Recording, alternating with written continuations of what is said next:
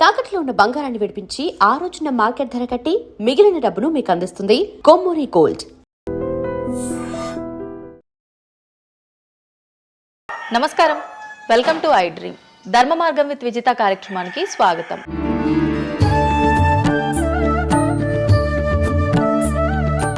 ప్రస్తుతం మనతో పాటు ఉన్నారు ప్రముఖ జ్యోతిష్యులు వేణుస్వామి గారు. ఇప్పుడు వారితో మాట్లాడి మరిన్ని విషయాలు తెలుసుకుందాం. ముఖ్యంగా మనకెన్నో సందేహాలు ఉంటూ ఉంటాయి, వాటి గురించి అడిగి తెలుసుకునే ప్రయత్నం చేద్దాం.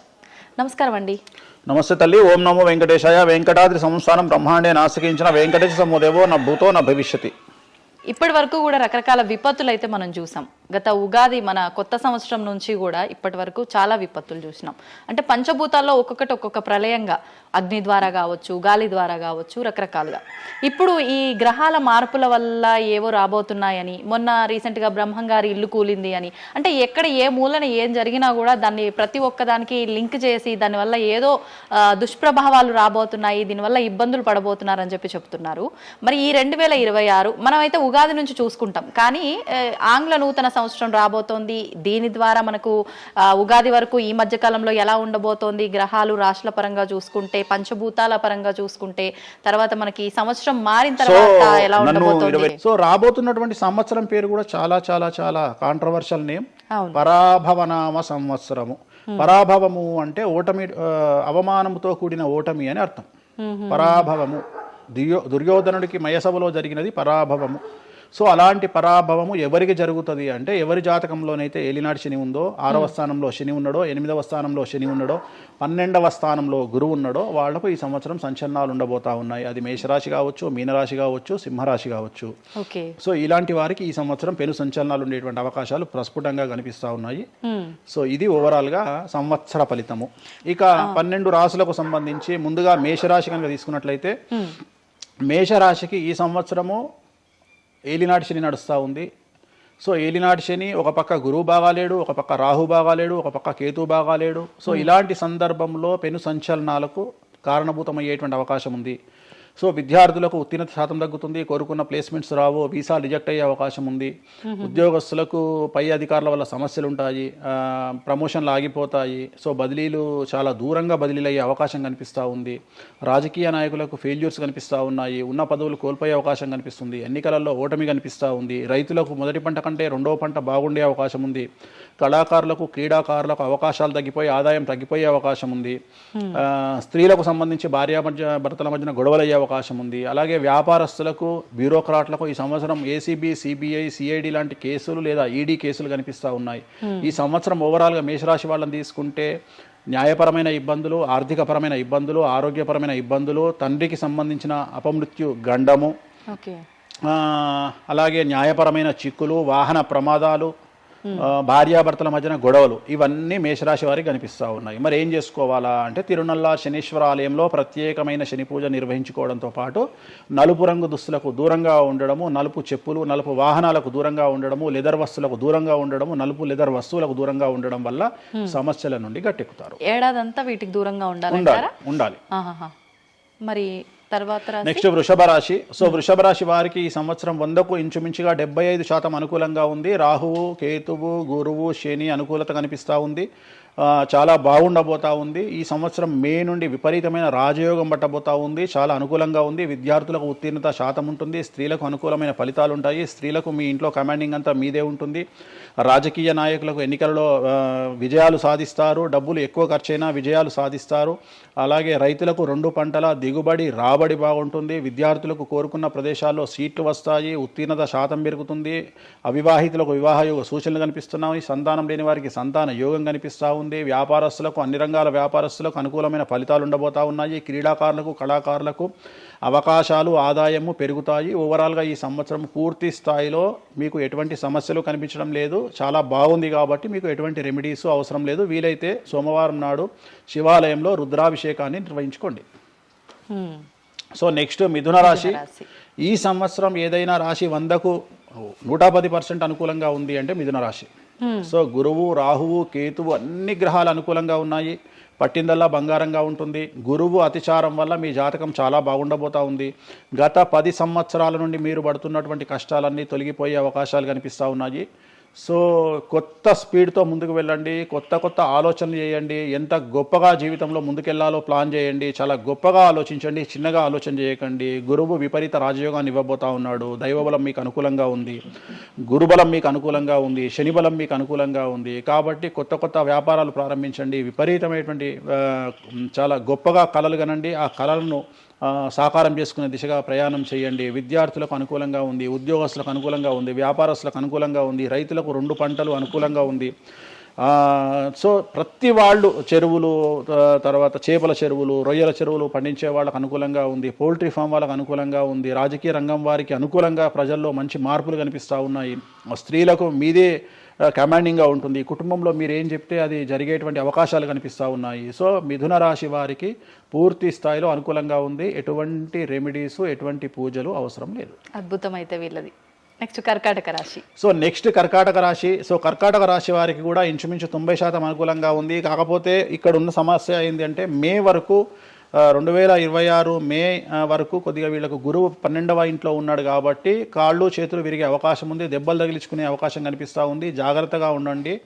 సాధ్యమైనంత వరకు yellow colour, lemon yellow colour దుస్తులు ధరించే ప్రయత్నం చేయండి.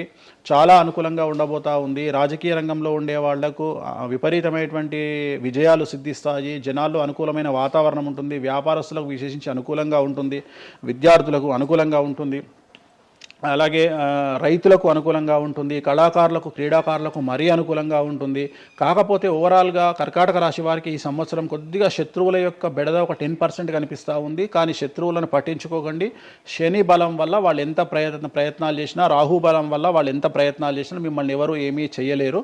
సో మీరు చేయాల్సింది ప్రతి గురువారం నాడు లెమన్ ఎల్లో దుస్తులు ధరించే ప్రయత్నం చేయండి. అలాగే శ్రీకాళహస్తిలో గురు దక్షిణామూర్తి వద్ద గురువారం నాడు గురుహోరలో గురువుకు అంటే దక్షిణామూర్తికి అష్టోత్తర పూజ చేయించుకోండి. అలాగే పసుపు రంగు పువ్వు ఏదైనా ఉంటే అక్కడ నుండి తెచ్చుకొని ఇంట్లో పెట్టుకోండి. మీకు అనుకూలమైన ఫలితాలు ఉంటాయి. అంటే శని వీళ్ళకి ఫేవర్గా ఉన్నాడు అంటే శని వీళ్ళకి చాలా ఫేవర్గా ఉన్నాడు, రాహు ఫేవర్గా ఉన్నాడు, కేతు ఫేవర్గా ఉన్నాడు, మే నుండి గురువు కూడా ఫేవర్గా ఉంటాడు.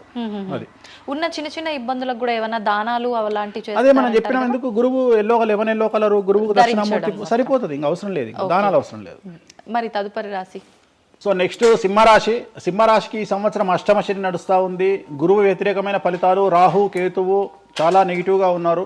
సో ఇంచుమించుగా 4 గ్రహాలు వ్యతిరేకమైన దిశలో ఉన్నాయి. అష్టమ శని అంటే తల్లికి ఆరోగ్యపరమైన ఇబ్బందులు ఉంటాయి, మానసికమైన ఇబ్బందులు ఉంటాయి, శారీరకమైనటువంటి అనారోగ్య సమస్యలు ఉంటాయి, అలాగే ఆర్థికపరమైన ఇబ్బందులు, న్యాయపరమైన చికాకులు ఉంటాయి. జాగ్రత్తగా ఉండండి. నలుపు రంగు దుస్తులకు దూరంగా ఉండండి. విద్యార్థులకు సమస్యలు, ఉద్యోగస్తులకు సమస్యలు, వ్యాపారస్తులకు సమస్యలు, ఈడీ కేసులు, పోలీస్ కేసులు, బ్యూరోక్రాట్స్కు సిబిఐ కేసులు, రైతులకు పంటల దిగుబడిలో నష్టము, కళాకారులకు, క్రీడాకారులకు వాళ్ళ అవకాశాలను ఇతరులు దక్కించుకునేటువంటి అవకాశం కనిపిస్తూ ఉంది. స్త్రీలకు భార్యాభర్తల మధ్యన గొడవలు. సో ఓవరాల్గా సింహరాశి వారికి ఏ రంగంలో వారైనా సమస్యలు కనిపిస్తూ ఉన్నాయి. అష్టమ శని ప్రభావం కనిపిస్తూ ఉంది కాబట్టి నలుపు రంగు దుస్తులకు దూరంగా ఉండండి. తిరునల్లార్ శనీశ్వర ఆలయంలో ప్రత్యేకమైన శని పూజను నిర్వహించుకోవడం ద్వారా సమస్యల నుండి గట్టెక్కుతారు. ఓకే. సో నెక్స్ట్ కన్యారాశి. ఈ సంవత్సరం కన్యారాశి వారికి ఇంచుమించు 75% అనుకూలంగా ఉండబోతా ఉంది. శని, అలాగే కుజుడు, రాహువు, కేతువు, గురువు అనుకూలతల వల్ల చాలా అనుకూలంగా ఉండబోతా ఉంది. ఒకే ఒక్క సమస్య ఈ సంవత్సరం ఉండేది, భార్యాభర్తల మధ్యన ఈగోలు కానీ క్లాషెస్ కానీ వచ్చే అవకాశం ఉంది. సో కాంప్రమైజ్ అవ్వడానికి ప్రయత్నించండి. భార్య దగ్గర భర్త, భర్త దగ్గర భార్య కాంప్రమైజ్ అవ్వండి. ఈగోలకు పోవద్దు, జెలస్లకు పోవద్దు. ఆర్థికపరమైన అంశాల్లో జాగ్రత్తగా ఉండండి. విద్యార్థులకు అనుకూలత కనిపిస్తూ ఉంది. రాజకీయ నాయకులకు అనుకూలత కనిపిస్తూ ఉంది. వ్యాపారస్తులకు, కళాకారులకు, క్రీడాకారులకు విశేషమైన యోగం లభించబోతూ ఉంది.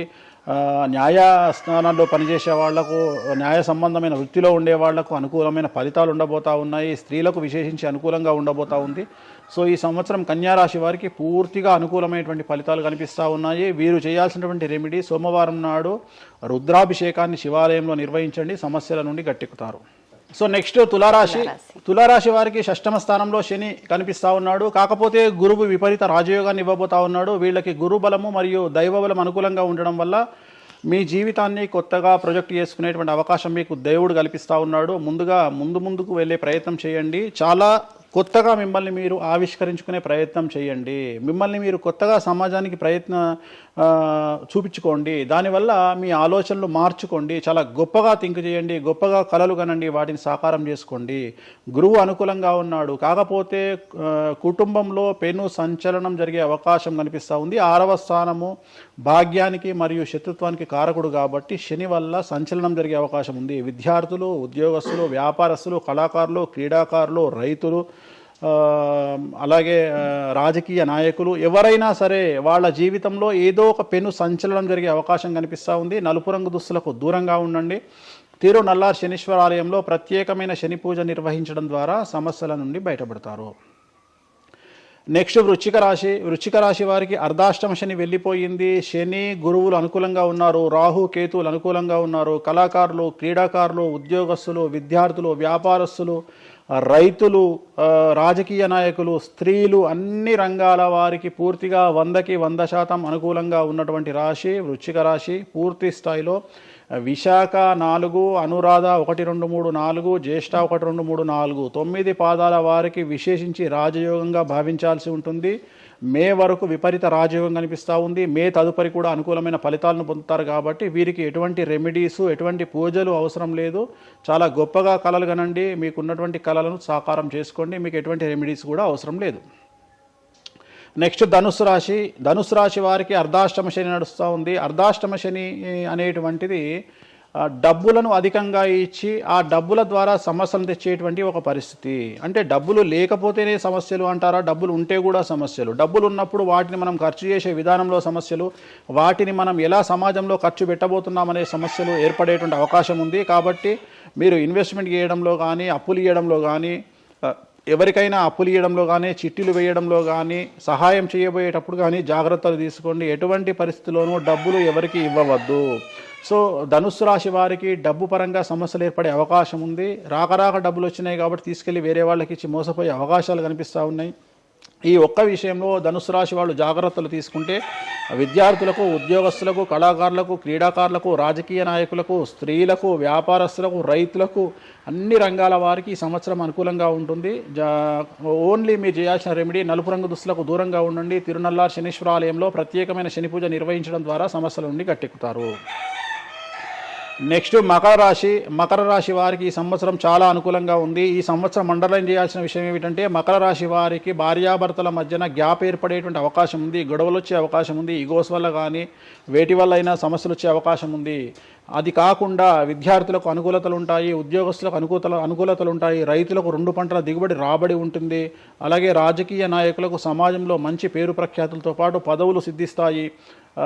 రైతులకు 2 పంటల దిగుబడి రాబడి ఉంటుంది. వ్యాపారస్తులకు రూపాయికి 100 రూపాయల లాభం ఉంటుంది. స్త్రీలకు కోరుకున్నటువంటి ఫలితాలు ఉంటాయి. అన్ని రంగాల వారికి అనుకూలమైన ఫలితాలు మకర రాశి వారికి ఉండబోతా ఉన్నాయి. వీరు సోమవారం నాడు శివాలయంలో రుద్రాభిషేకం నిర్వహించుకున్నట్లయితే సమస్యల నుండి గట్టెక్కుతారు. సో నెక్స్ట్ కుంభరాశి వారికి ఏలినాటి శని చివరి అంకంలో ఉంది. చాలా సమస్యలు కనిపించబోతా ఉన్నాయి. కుటుంబంలో ఎవరిని తీసుకున్నా విద్యార్థులు, ఉద్యోగస్తులు, వ్యాపారస్తులు, కళాకారులు, క్రీడాకారులు, రాజకీయ నాయకులు, స్త్రీలు, ఉద్యోగస్తులు, బ్యూరోక్రాట్లు అందరికీ సమస్యలు ఉన్నాయి. వాహన ప్రమాదాలు, పోలీస్ కేసులు, కోర్టు కేసులు, ఆరోగ్యపరమైన ఇబ్బందులు, మానసికమైన ఇబ్బందులు, స్త్రీలకైతే థైరాయిడ్ సమస్యలు, పీసీఓడి సమస్యలు, గర్భసంచికి సంబంధించిన సమస్యలు, మానసికమైన ఇబ్బందులు బాధించే అవకాశం కనిపిస్తూ ఉంది. జాగ్రత్తగా ఉండండి. నలుపు రంగు దుస్తులకు దూరంగా ఉండండి. శనివార నియమాన్ని పాటించండి. సప్త శనివార వ్రతాన్ని పాటించండి. సప్త శనివార వ్రతం అంటే శనివారం నాడు శ్రీ వెంకటేశ్వర స్వామి వారికి సంబంధించినటువంటి వ్రతము. ఇది పుస్తకం మీకు మార్కెట్లో దొరుకుతుంది, తీసుకొచ్చుకొని 7 వారాల పాటు 7 శనివారాల పాటు చేయండి. సమస్యల నుండి గట్టెక్కుతారు. ఇక చివరిది లాస్ట్ది అనేటువంటిది మీనరాశి వారికి ఈ సంవత్సరం జన్మశని నడుస్తూ ఉంది. జన్మశని చాలా డేంజరస్గా ఉండబోతూ ఉంది. ఏ రంగంలో ఉండే వారికైనా ఈ సంవత్సరం సమస్యలు తప్పవు. ఆర్థికంగా, సామాజికంగా, న్యాయపరంగా, ఆరోగ్యపరంగా, వాహన ప్రమాదాలు అవ్వచ్చు, ఆర్థికపరమైన నష్టాలు అవ్వచ్చు, పోలీస్ కేసులు అవ్వచ్చు, ఇంట్లో తల్లిదండ్రులు ఒకళ్లకు ప్రాణగండాలు అవ్వచ్చు, భార్యాభర్తల మధ్యన గొడవలు అవ్వచ్చు. మరీ ముఖ్యంగా ఈ సంవత్సరం మీనరాశి జాతకులు ఉండేటువంటి ఇళ్లలో మగవాళ్లకు సంపాదన లేకుండా ఖాళీగా ఉండడం వల్ల ఆడవాళ్ళు మాత్రమే సంపాదించి ఆడవాళ్ళ ఉద్యోగంతో డబ్బులు సంపాదించి ఆడవాళ్ళ అంటే భార్యల మీదనో ఆడవాళ్ళ కూతుళ్ళ మీదనో తల్లి మీదనో బ్రతికేటువంటి పరిస్థితి మగవాళ్ళకు ఉండే అవకాశం ఉంది. కాబట్టి ఈగోలను చంపుకోండి. సో ఆడవారి మీద బ్రతకడానికి సిద్ధపడండి, కష్టపడండి, మానసికంగా సంసిద్ధులుగా ఉండండి. అంటే అలాంటి ఒక కండిషన్ ఈ సంవత్సరం ఉండబోతా ఉంది. ఈ ఒక్క సంవత్సరాన్ని కనుక మీరు దాటగలిగితే మీ జీవితంలో మంచి మంచి మంచి పొజిషన్లకు వెళ్తారు. సో నలుపు రంగు దుస్తులకు దూరంగా ఉండండి. రాత్రిపూట ప్రయాణాలు చేయకండి. వాహన ప్రమాదాలు జరిగే అవకాశం కనిపిస్తూ ఉంది. జన సమూహం ఉన్నటువంటి ప్రాంతాలకు వెళ్ళకండి. సో జాగ్రత్తలు తీసుకోండి. నలుపు రంగు దుస్తులకు దూరంగా ఉండండి. తిరునల్లా శనీశ్వర ఆలయంలో ప్రత్యేకమైన శని పూజ నిర్వహించడం ద్వారా సమస్యల నుండి బయటపడతారు. ఇప్పుడు ఈ రాశి ఫలాల్ని ఈ మధ్యకాలంలో చాలా మంది ఫాలో అవుతున్నారండి. ఇది అక్షరం అంటే పేరులో మొదటి అక్షరాన్ని బట్టి ఫాలో అవ్వాలా, లేదంటే డేట్ ఆఫ్ బర్త్ బట్టి వచ్చే రాశిని ఫాలో ఇది అవ్వాలా? పేరులో దాని సంబంధం లేదు. డేట్ ఆఫ్ బర్త్ ప్రకారం చూసుకోవాలి. రెండోది ఇది గోచారం, గ్రహచారం వేరు, గోచారం వేరు. ఇది జస్ట్ గోచారం ప్రకారం ఎలాగైతే మనము సౌరమానం ప్రకారము మనం చూసుకుంటామో అలా ఇది ఓన్లీ చాంద్రమానం ప్రకారము మీ నక్షత్రం ప్రకారం చూసుకోవాల్సిందే. మళ్ళీ వ్యక్తిగతమైన జాతకం వేరు. అంటే ఒక 3-4 రాశులు మినహాయించి అన్ని రాశుల వరకు కొంచెం ఇబ్బందికర పరిస్థితులే ఉన్నాయి. దానికి మీరు చెప్పిన రెమెడీస్ చేసుకుంటే సరిపోతుంది. ధన్యవాదాలండి, చాలా చక్కగా వివరించారు. ఓం నమో వెంకటేశాయ.